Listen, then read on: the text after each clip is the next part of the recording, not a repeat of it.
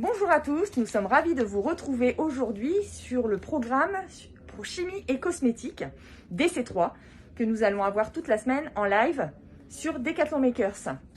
Aujourd'hui, nous avons la chance d'être avec Jean-Christophe qui va nous parler du process. Bonjour Jean-Christophe. Bonjour Audrey. Est-ce que tu pourrais te présenter en quelques mots? Oui, donc moi c'est Jean-Christophe Lejoncourt, j'ai 48 ans, je suis papa de 2 grands enfants, passionné d'équitation et donc leader de la direction industrielle chimie et soins depuis fin 2016. Super. Est-ce que tu pourrais nous décrire un peu ton parcours et ton métier aujourd'hui chez Decathlon? Oui, alors j'ai un parcours un peu atypique parce que j'ai commencé, je suis ingénieur agroalimentaire de formation, donc j'ai travaillé comme responsable de site en pâtisserie surgelée avant de venir chez Decathlon pendant 3 ans. Et en fait, j'ai la chance d'avoir découvert ce qu'on appelle les 3 boîtes de l'entreprise. Donc j'ai commencé par le retail pendant 9 ans en région ouest, donc sur tous les métiers en magasin, sur les magasins de Rennes, de Vannes et de Saumur. Et puis après au niveau régional sur Nantes, où là j'animais l'exploitation sur les 36 magasins, les deux entrepôts, enfin voilà, pas mal de choses. En 2008, j'ai rejoint la marque Between, donc du temps de la marque Passion, donc il y avait plus de 200 personnes, sur les métiers de chef de projet et de directeur technique, et directeur projet. Et depuis donc fin 2016, j'ai eu la chance d'être choisi par mon équipe comme donc le leader de ce process, mais je vous expliquerai un peu plus chimie et soins. Voilà, une belle aventure. Et donc ça, c'était après la boîte Marque Passion, la boîte production et direction industrielle. Super, donc aussi un passionné de vélo alors. Oui, évidemment, du VTT, même si l'équitation est restée en fond comme vraie passion. Super. Est-ce que tu pourrais donc nous présenter le process dont tu es le leader aujourd'hui? Oui, alors ce que je te disais justement, André, c'est que DC3 c'est plus qu'un process et c'est pour ça que dans l'acronyme DC3, qui veut dire Decathlon Chemistry and Care Center, on n'a pas voulu mettre le nom de process parce qu'on est un process, c'est-à-dire qu'on gère bien les responsabilités, les fonctions, achat, méthode, composants, réglementation. Mais on est aussi un engineering center, c'est-à-dire qu'on a 4 ingénieurs produits qui travaillent aujourd'hui pour 41 sports signés. Et on est aussi un bureau de prod, donc un bureau de production Europe, donc avec des Quality Production Leaders et des Supply Production Leaders qui animent une quinzaine de fournisseurs européens. Super. Effectivement, chez Decathlon, les process gèrent toute la partie production et ensuite on sépare les sports signés. Donc là aujourd'hui... Les process ne gèrent pas la production. On anime en fonctionnel la partie méthode et achat sur un panel mondial.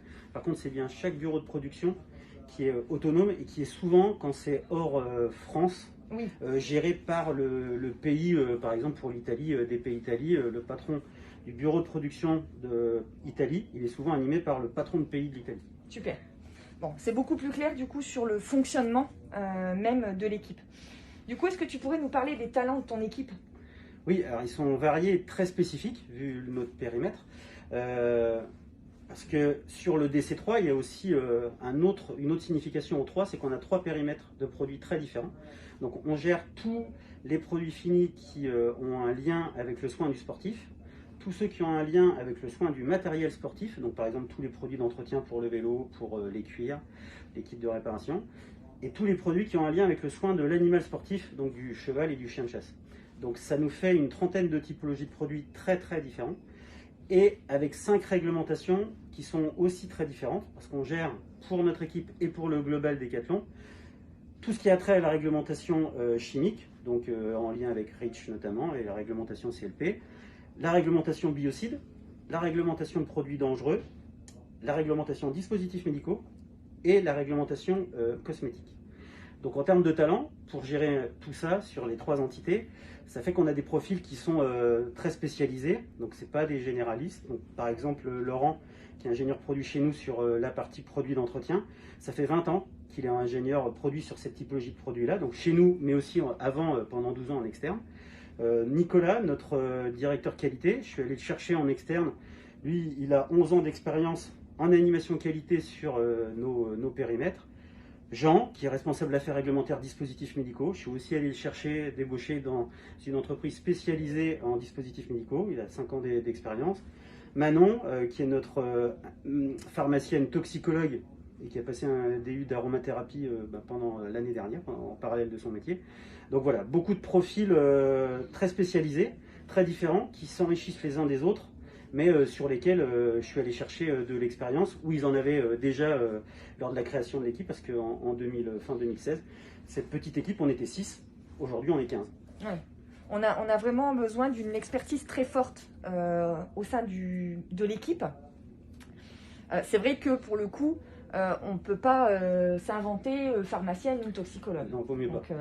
Et on aura la chance d'avoir plusieurs lives, donc avec Manon et Laurent dans la semaine. Donc vous pourrez les découvrir et vous découvrirez leur parcours de manière beaucoup plus complète.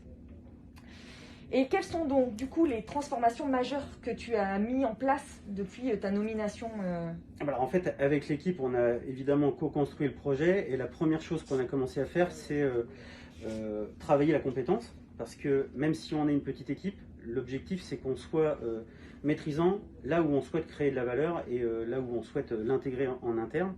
Donc notamment, on a arrêté toutes les hybridations métiers, c'est-à-dire qu'en 2016, les ingénieurs produits étaient en même temps Quality Production Leader.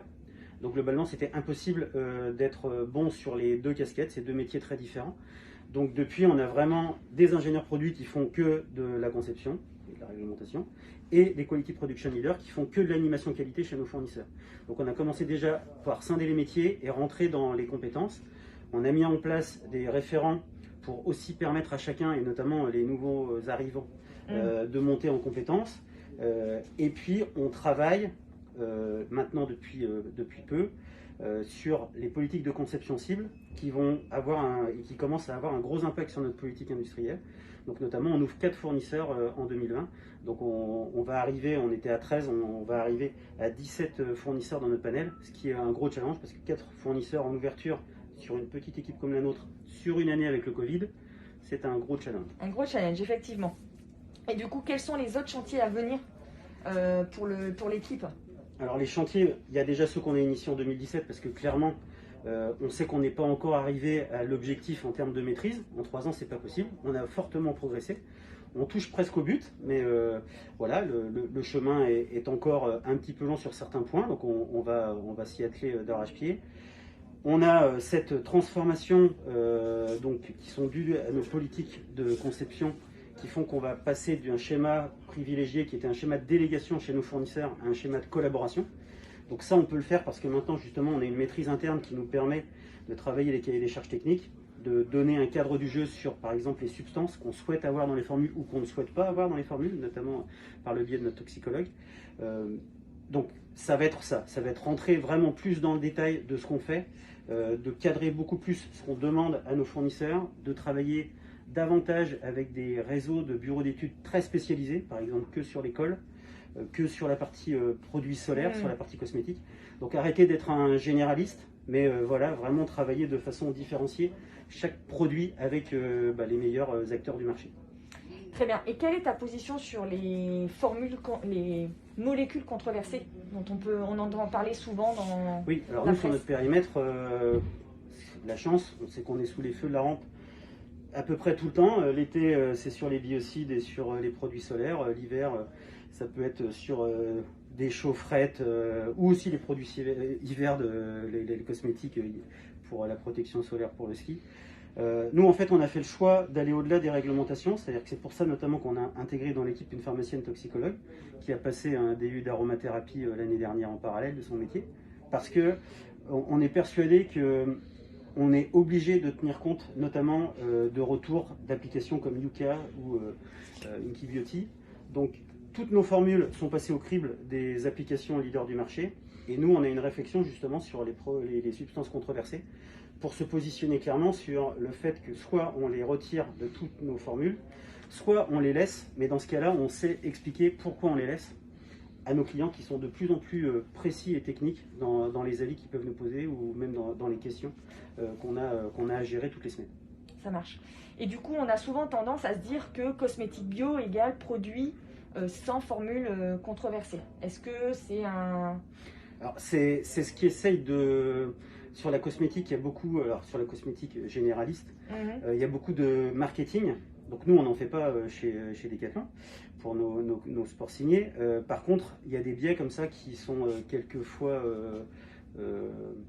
induits et qui ne sont pas toujours vrais. C'est-à-dire qu'on peut très bien faire des produits bio, mais avec quand même des risques, notamment l'utilisation d'huiles essentielles. On sait que c'est des produits qui sont très sensibilisants. Donc c'est pas parce qu'on est bio qu'on est sans risque, et c'est pas parce qu'on n'est pas bio que le produit, entre guillemets, n'est pas bon. Donc c'est à nous justement de bien expliquer la valeur, pourquoi on a choisi telle substance plutôt qu'une autre, pourquoi ce produit-là il est labellisé bio et pas les autres. Bio, c'est pas un Graal. Il y a beaucoup en fait de certifications qui peuvent nous permettre d'expliquer les différents choix qu'on fait. Bio en fait partie, mais c'est pas la seule. Ça marche. Donc effectivement, il y a encore beaucoup de communication à faire autour de ce sujet-là. Et en termes de green, comment ton équipe elle avance sur ce sujet, puisque c'est un objectif qu'on se donne beaucoup chez Decathlon? Oui, alors nous on est parti entre guillemets de rien, c'est-à-dire que on n'a aucune mesure environnementale sur nos produits. Donc on commence depuis cette année à vraiment travailler justement cette mesure. Donc nous la mesure passe par la mesure de chaque ingrédient utilisé dans les formules et après une connaissance du procédé de fabrication. Donc on utilise aujourd'hui plus de 5000 composants. Donc on commence à maîtriser la partie impact sur nos principaux produits. Donc on souhaite, et on va y arriver, fin 2021, avoir cartographié l'impact de nos 150 produits prioritaires et majoritaires. Mais après, on n'a pas attendu non plus d'être capable de mesurer pour lancer des actions. Donc on a lancé beaucoup d'actions sur le packaging primaire, donc les flacons. Parce que nous, on gère en direct aussi tout le packaging primaire, parce qu'il y a une grosse, évidemment, interaction, il y a des grosses interactions entre contenu et contenant, et aussi au niveau du process, parce que chaque fournisseur n'a pas les mêmes lignes de production. Nous, c'est des productions qui sont fortement automatisées. Donc sur le packaging primaire, on va passer en packaging recyclé au maximum. On travaille évidemment sur la suppression de tous les plastiques, que ce soit au niveau du packaging primaire ou secondaire, et sur les formules, où là aussi, on travaille à la fois sur des substances beaucoup plus saines, beaucoup plus naturelles quand on le peut, bio ou pas bio, mais de plus possible naturel. Donc un bon exemple, c'est, Laure on va en parler, le dégraissant végétal pour les dérailleurs de vélo, où on est sur une formule naturelle, avec beaucoup moins d'impact, quasiment pas. On fait aussi des tests d'écotoxicité par rapport aux produits qu'on avait précédemment en aérosol. Ah super, génial. Et du coup, on s'est retrouvés aujourd'hui ici dans le labo. Donc on a la chance de pouvoir avoir le labo. Est-ce que tu peux nous expliquer un petit peu ce que vous faites ici au labo? Oui, alors en fait, ce laboratoire, il sert aux ingénieurs produits et aux quality production leaders à faire des tests. Alors des tests plutôt, entre guillemets, simples. C'est-à-dire que nous, ce labo-là, ce n'est pas un labo dans lequel on peut formuler et faire l'intégralité des tests, des plans de validation conception. Par contre, on peut faire les tests principaux. Et après, de toute façon, nous, on s'appuie sur un réseau de labos beaucoup plus spécialisés avec des équipements beaucoup plus, entre guillemets, chers, mais qui n'auraient pas de sens à être intégrés ici au Between Village. Donc ce labo nous est bien utile. Et pour tout ce qu'on ne peut pas faire ici, on externalise et on n'a aucun problème, que ce soit sur l'île ou dans d'autres contrées, trouver le bon spécialiste pour faire les tests qui nous manquent. Bon, super. Bon, en tout cas, si jamais vous avez des questions, n'hésitez pas. L'équipe est à dispo et elle voudra répondre volontiers à toutes vos questions. Tout à fait. Est-ce que tu as quelque chose que tu voudrais préciser davantage Alors, préciser, non, mais moi j'invite tous ceux qui sont intéressés par nos périmètres à venir nous rencontrer sur le Between Village, parce que déjà on est toujours intéressé de rencontrer des gens qui nous posent des questions, parce que c'est vrai qu'on est assez atypique. Et puis surtout, on est aussi intéressé par toutes les idées que vous pouvez avoir sur des produits qu'on gère aujourd'hui ou qu'on ne fait pas encore, parce qu'on est aussi souvent en mode push pour nos sports, parce que c'est vrai qu'à l'intérieur des panoplies utilisateurs, on n'est souvent pas en produits prioritaires, mais par contre, on est des produits qui sont très attendus par nos utilisateurs et nos clients. Donc on aime aussi avoir des nouvelles idées, puis essayer de voir si on est capable de les mettre en œuvre ou pas. Ça marche. Bon, vous avez compris le message, n'hésitez pas à les contacter. La visio maintenant, ça marche très bien. Donc vous avez tous les moyens pour nous contacter. N'hésitez pas, vous pouvez passer en message privé sur le Decathlon Makers si vous n'avez pas retenu les noms. Nous, on se retrouve demain pour un nouveau sujet avec Emeline et Manon sur les répulsifs de demain. Vous allez voir, c'est passionnant. Merci beaucoup. Merci Audrey. À bientôt. À bientôt. Allez, salut!